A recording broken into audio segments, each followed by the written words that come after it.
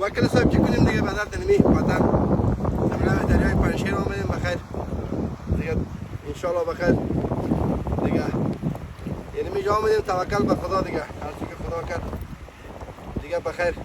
مبارزی خود از همینجا بخیر دیگه شروع میکنیم توکل تعالی الله اجازه است بیادر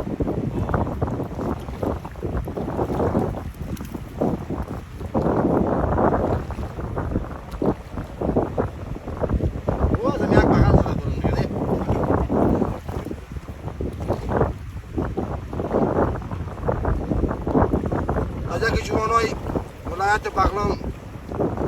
دیگه جمله نفرهای خارخور است خار، سنگ، علف، گوشت خام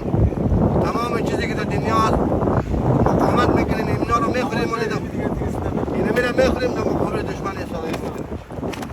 دیگه توکل به خدا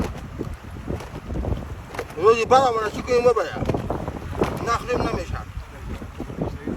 یکی از برگنگ های چرایی شد خب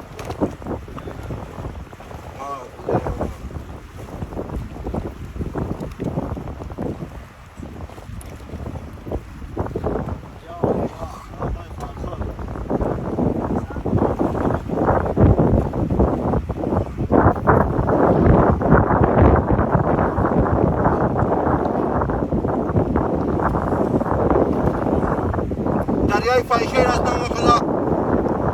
خدا مثال ببخشد به نام نشان اونا کنیم ما شما آمدیم اگر این پنشیر چی میکنیم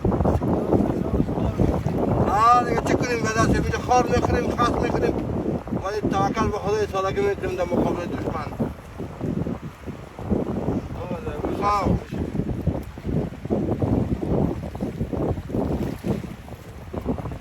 اول یک گلاس هم دقتش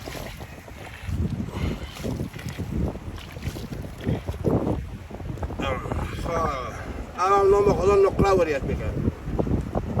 وقتی سوال کنم رو خود بخورم این میگه شکر مبزله داشتم وقتی سوال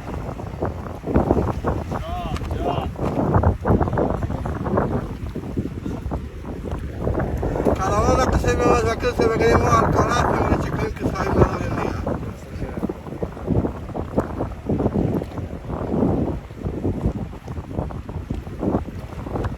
مثل واسنگ هم کم کم استفاده میکنم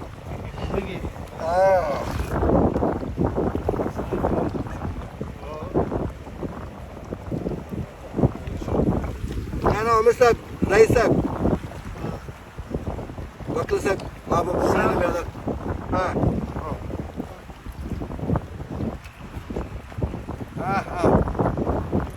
خار و سنگ مشترک بود